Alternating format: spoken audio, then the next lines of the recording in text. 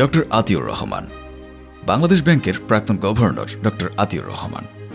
আপনি কি জানেন তিনি একসময় রাখাল ছিলেন? তার জীবন কাটত অন্যের দয়ায়, পড়াশোনা চালিয়ে যেতে হয়েছিল তাকে। করেছে, খাবার নেই, পরনে কাপড় নেই, কি একটা অবস্থা। পড়াশোনা তো বন্ধই, আদৌ করব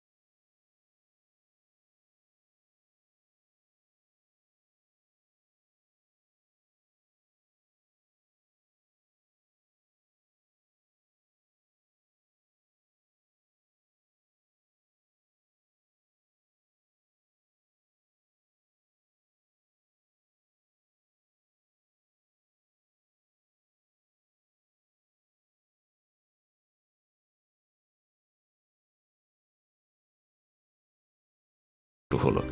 আমি এক একটি পরীক্ষা শেষ করছি, আর ক্রমে যেন উজ্জীবিত আমার আত্মবিশ্বাস বেড়ে যায়।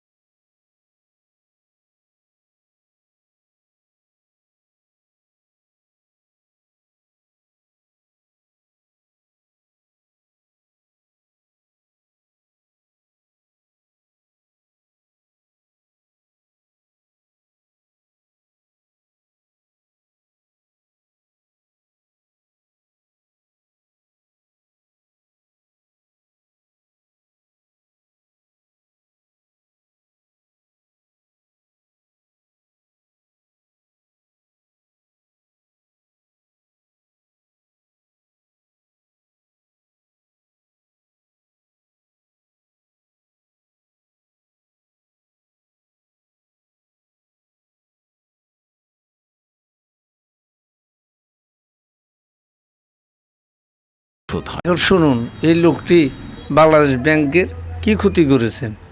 প্রিয় বন্ধুরা, সাবস্ক্রাইব করে দিন। এই দেশের রাজনীতি, অর্থনীতি ও সামাজিক কারো কাছেই নিরাপদ নয়। তাই যোগ্য নেতৃত্ব দিয়ে রাষ্ট্র ও দেশ পরিচালনা করলে এইরকম ঘটনা ঘটা কোনোভাবেই সম্ভব নয়।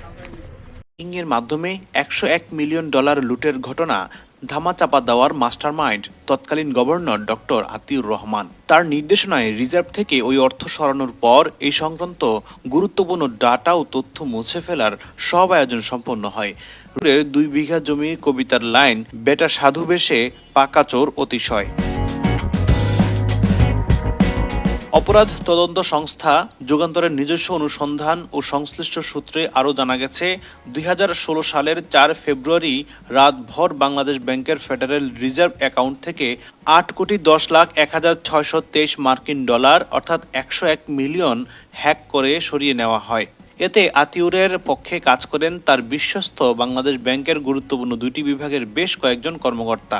হ্যাকিংয়ের ক্ষেত্র তৈরির প্রথম ধাপে গভর্নর আতিউরের পিএস আসাদুজ্জামান একটি মেইল আদান প্রদানের সূত্রপাত করেন। সেই সেন্ড ও রিসিভ করার পর তিনি হ্যাকারদের রিপ্লাই দেন, আর এর মধ্য দিয়েই পরিকল্পনার প্রথম ধাপের কাজটি সম্পন্ন হয়। হ্যাকিংয়ের পর এই সংক্রান্ত আলামত ধ্বংস ও অপরাধ ধামাচাপা দিতে রাকেশ আস্তানা নামে ভারতীয় আরেক নাগরিককে ক্রাইম সিনের অ্যাক্সেস হাতে তুলে দেন। তদন্ত সংশ্লিষ্ট একজন দায়িত্বশীল কর্মকর্তা যুগান্তরকে জানান, রাকেশ আস্তানাকে দিয়ে 39 দিন পরীক্ষা নিরীক্ষার নামে প্রকান্তরে সব আলামত ডিলিট করেন আতিউর। নিয়ম হচ্ছে, সরকারি প্রতিষ্ঠান যদি কাউকে এই ধরনের মুছে ফেলার তথ্য পুনরুদ্ধার কাজ দিতে হয় তাহলে টেন্ডার নামে টেন্ডার করে চুক্তিবদ্ধ হয়ে তাকে ভেতরে প্রবেশের অনুমতি দিতে হবে। ঘটনার পর মার্কিন গোয়েন্দা সংস্থা এফবিআই আংশিক তদন্ত করেছিল। তদন্ত সংশ্লিষ্টরা তখন জানিয়েছিলেন, রাষ্ট্রীয় পৃষ্ঠপোষকতায় এত বড় হ্যাকিংয়ের ঘটনা ঘটেছে। এফবিআই এর তদন্ত সম্পর্কিত তথ্যের সহায়তা মেলে 2016 সালের 4 ফেব্রুয়ারি থেকে 2024 সালের 5 আগস্টের আগ পর্যন্ত প্রায় 8.5 বছরে তৎকালীন গভর্নর আতিউর সহ তার দোষদের রক্ষার আলামত ও কর্মকাণ্ড থেকে। আওয়ামী সরকারের অন্তত 2 জন সাবেক মন্ত্রী, স্বরাষ্ট্রমন্ত্রী আসাদুজ্জামান খান কামাল, আইনমন্ত্রী আনিসুল হক, স্বরাষ্ট্র সচিব কামাল, অর্থ বিভাগের সচিব আসাদ ও সিআইডি প্রধান মোহাম্মদ আলী সহ গণভবন ও প্রধানমন্ত্রীর বরাতে আতিউর ও তার সহযোগী বাংলাদেশ ব্যাংকের কর্মকর্তাদের রক্ষায় সর্বাত্মক চেষ্টা চালানো হয়। এমনকি রিজার্ভ হ্যাকিংয়ের ঘটনার তদন্তে রাষ্ট্র কর্তৃক গঠিত ফরাসউদ্দিন তদন্ত কমিটির রিপোর্টও আলোর মুখ দেখতে দেওয়া হয়নি। তার দাফটে রিজার্ভ হ্যাকিংয়ের সঙ্গে জড়িতদের সবাইকে শনাক্ত করা গেলেও আদালতে তার বিরুদ্ধে চার্জশিট দিতে পারেনি সিআইডি। আমলার তদন্ত কর্মকর্তা তৎকালীন এডিশনাল এসপি, বর্তমানে পুলিশ সদর দপ্তরে অতিরিক্ত ডিআইজি রায়হান উদ্দিন খানকে চাপ দেন যাতে আতিউর বা বাংলাদেশ ব্যাংকের কাউকে আসামি করা না হয়। তাদের বাদ দিয়ে শুধু হ্যাকার ও বিদেশি কয়েকজনের বিরুদ্ধে আদালতে চার্জশিট দিতে চাপ প্রয়োগ সহ নানাভাবে প্লট তৈরি করেন আতিউর।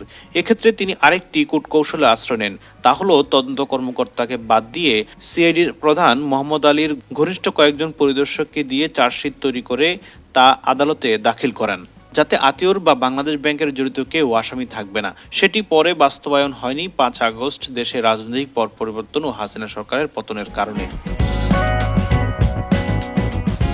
সূত্র মতে, হ্যাক করে রিজার্ভ থেকে $101 মিলিয়ন লুটের ঘটনাটি প্রমাণের জন্য, বিশেষ করে হ্যাক করা হয়েছিল কিনা বা এর জন্য হ্যাকাররা কোন ডিভাইস ব্যবহার করে বাংলাদেশ ব্যাংকের কোন সার্ভার বা পিসির অ্যাক্সেস নেয় চক্রটি, সেটি নিশ্চিত হওয়ার জন্য সিআইডি 8.5 বছর আগে ফরেনসিক ল্যাবে আলামত টেস্টের উদ্যোগ নেয়। কিন্তু আতিউরের হস্তক্ষেপে সেটিও সময় মতো করতে পারেনি সিআইডি। গত বছর ফরেনসিক পরীক্ষা করে সংস্থাটি। এতে হ্যাকিং প্রমাণিত মর্মে 637 পৃষ্ঠার প্রতিবেদন জমা দেয় ফরেনসিক বিভাগ। সেটি হাতে পাওয়ার পর তদন্ত কর্মকর্তা আতিউর রহমান সহ তার দোষর হিসাবে বাংলাদেশ ব্যাংকের অপর 12 কর্মকর্তার বিরুদ্ধে চার্জশিট দাখিলের উদ্যোগ নিলে তাকে সিআইডি থেকে জয়পুরহাটে অসম্মানজনকভাবে বদলি করা হয়। এই বদলির আদেশ কার্যকর হয় 24 ঘন্টার মধ্যে। হ্যাকিংয়ের মাধ্যমে রিজার্ভ লুটের ঘটনাটি সাবেক গভর্নর ও তার সহযোগীদের সহায়তায় ঘটলেও কারোর নাম উল্লেখ না করে ঘটনার 39 দিন পর 15 মার্চ মতিঝিল থানায় মামলা করে এবিডি শাখার যুগ্ম পরিচালক জুবাইর বিন হুদা। সংশ্লিষ্টরা জানান, গভর্নর আতিউর ও তার সহযোগীদের রক্ষায় মামলা ও ছলচাতুরির আশ্রয় নেওয়া হয়। তদন্ত করতে গিয়ে সিআইডি মামলার ত্রুটি বিচ্ছুতি লক্ষ্য করে।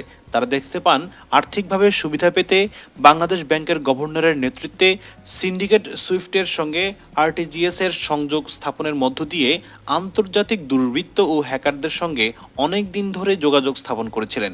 এসব অপরাধ দুদকের তফসিলভুক্ত অপরাধ। ফলে দুদকের পক্ষ থেকে সম্প্রতি সিআইডির কাছ থেকে পুরো মামলার ফাইল চেয়ে চিঠি দেওয়া হয়। এতে বলা হয় দণ্ডবিধির ২১ ধারা, ১৯৪৭ সালের দুর্নীতি প্রতিরোধ আইনের ৫-এর ২ ধারা ও ব্যাংক কোম্পানি আইনের প্রযোজ্য ধারায় সরকারি কর্মকর্তা হিসেবে দুদকের তফসিলভুক্ত অপরাধ হিসেবে তদন্ত করার বিষয়ে সিআইডির সহায়তা প্রয়োজন। মামলার নথি দুদকের কাছে হস্তান্তরের অনুরোধ করে দুদক। সিআইডি সূত্রে জানা গেছে, তারা দুদকের চিঠির পরিপ্রেক্ষিতে মামলার নথি সরবরাহ করতে চান, কারণ এই মামলায় জড়িতদের অপরাধ দুদকের নিজস্ব আইনে তদন্তযোগ্য। দুদক যদি মনে করে সিআইডির কর্মকর্তাদের মধ্য থেকে যারা এই তদন্তের সঙ্গে যুক্ত ছিলেন তাদেরও সম্পৃক্ত করতে পারে। এছাড়া আইসিটি আইনের ধারা ও মানি লন্ডারিং আইনের ধারার অপরাধ যদি দুদকের তফসিলে তদন্তের ক্ষেত্রে সমস্যা হয়, সেই অংশটুকু সিআইডি তদন্ত করতে পারে।